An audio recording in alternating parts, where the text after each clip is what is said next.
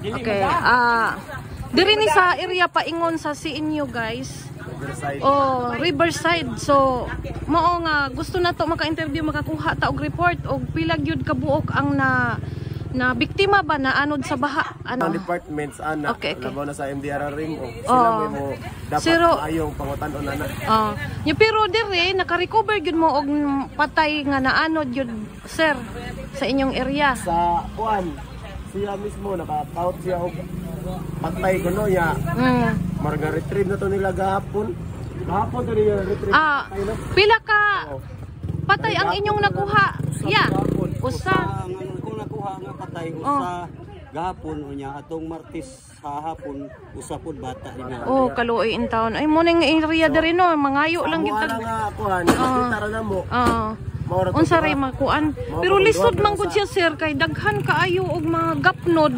Lisod gyud siya pangitaon og naa man gyud uban no. Ang Balamban nga kuan minguha sa Balamban nga. Municipality nga makuha gyud ang gapnod para so aning naapay pangitaonon dili pa man gyud klaro no og pila gyud ang nabiktima. So muna manghinaota nga daghan sang mutabang mga LGU sa atong duol nga mga lungsod no. So kay usa pod ang akong pag-umangkon nga nasa si inyo may gani nakapauli siya that time nga ni bagyo. So was out gyud yung boarding house. So grabe gyud namo kakulba. So na naghilak gyud mi.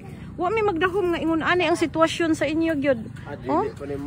Sa mga bukid gani ma'am. Sa mga bukid no. Mo na manghinaot ko mga LGU sa maong dili kayo ninyo makita mga equipment diri kay ang uban naaman sa bukid. Sa bukid area.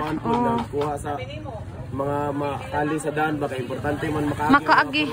Mao lagi pod sir. Mao na nga unta lang gyud nga tanan-tanan ta mga LGU diha sa katig nga lugar na to ari in town mo diri kay magdamog mga heavy equipment nga atong tabangan kay sa akong nakit-an dito sa unahan grabe gyud ka na ako no ditoy na ako noy na ano dito nga bata unya nanimaho pa man gani nga ang area.